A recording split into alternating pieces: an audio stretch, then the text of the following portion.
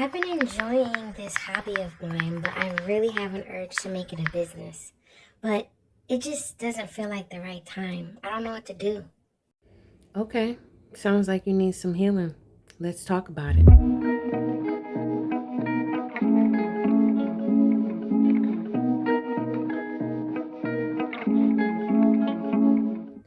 I remember when I was feeling really guided to paint a lot more. It was a lot of creative energy that just felt like it almost wanted to just like throw up almost because it was like I was stuffing this creativity down for so long. I started a business.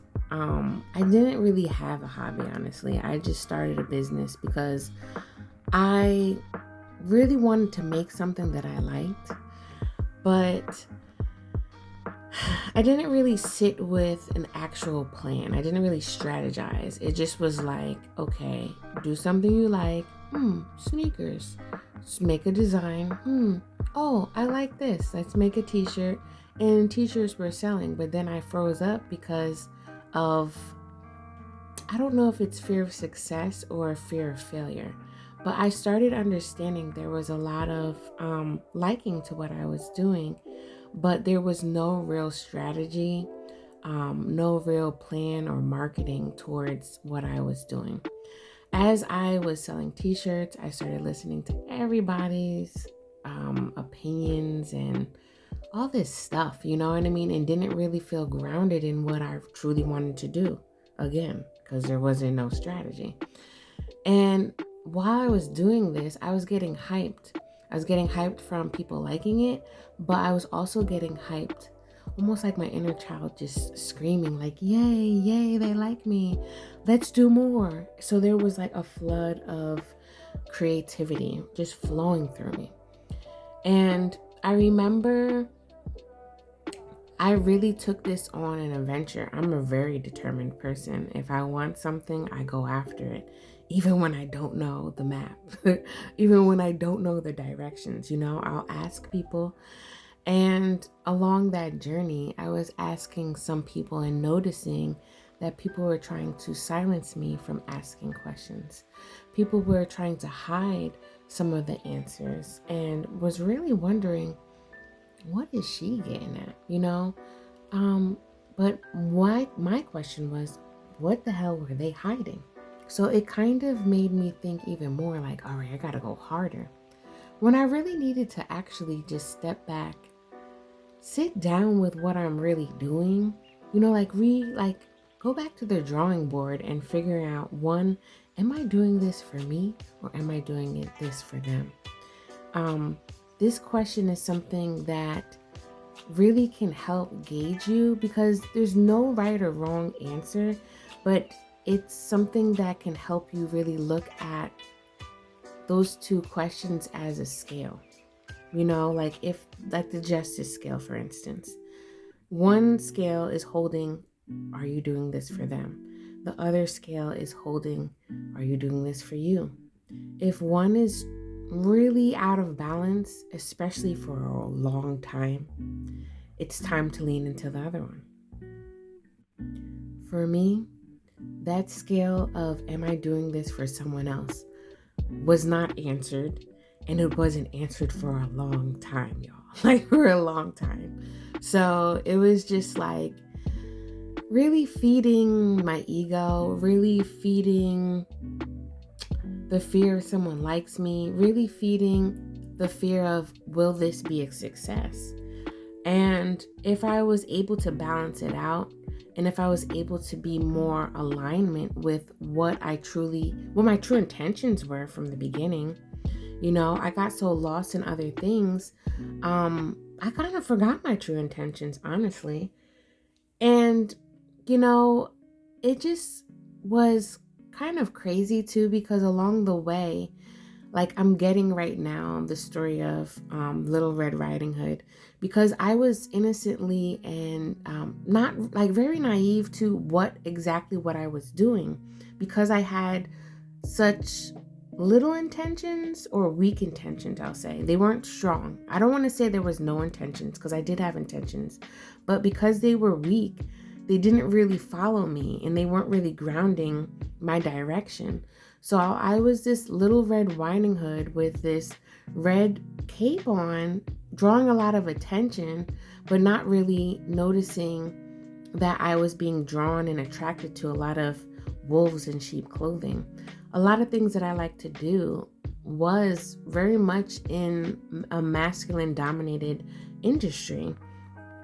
And here I am, this little cute girl asking questions, and these hungry wolves were like, oh, I can help you, scrumptious, and luckily for me, how guarded I am, I am highly protected, but the scrapes and bruises that I got really affected me in a way where I was upset, I was bitter, and I felt like nobody really understood my hurts except for me, And fast forward until now, when I look back, if I were to help and answer this question, it's sit in and marinate in this hobby that you got going on first, because you may have this urge for a business.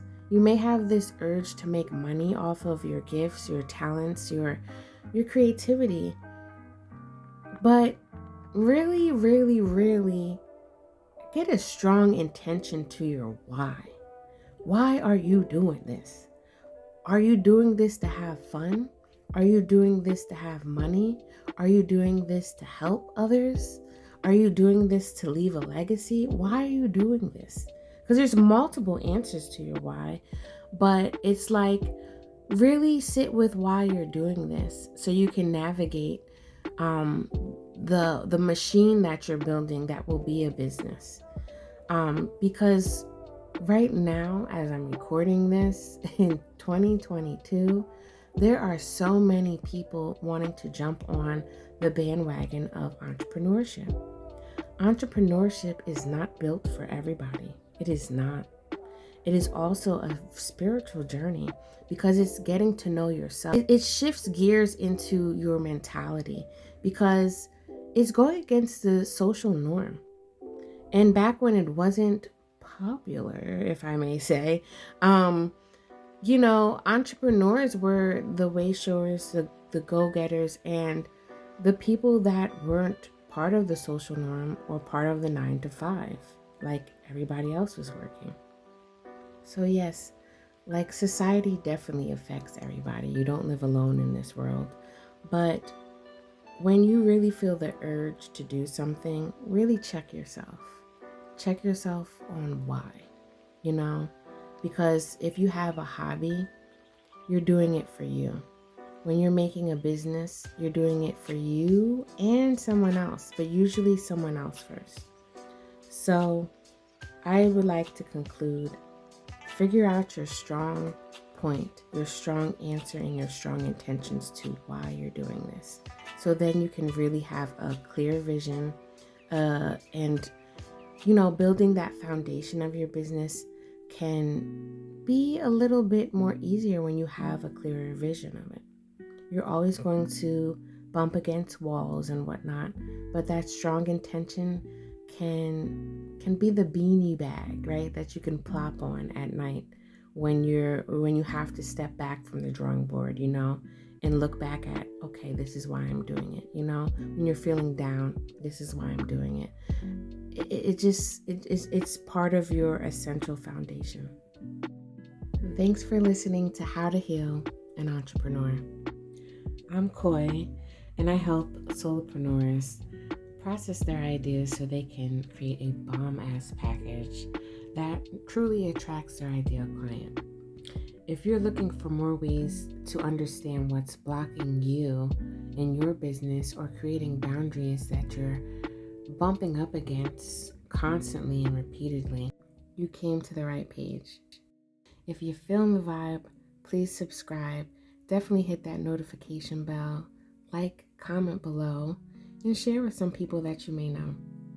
I'll be posting more videos about how you can heal as an entrepreneur, especially those that walk the path of spirituality.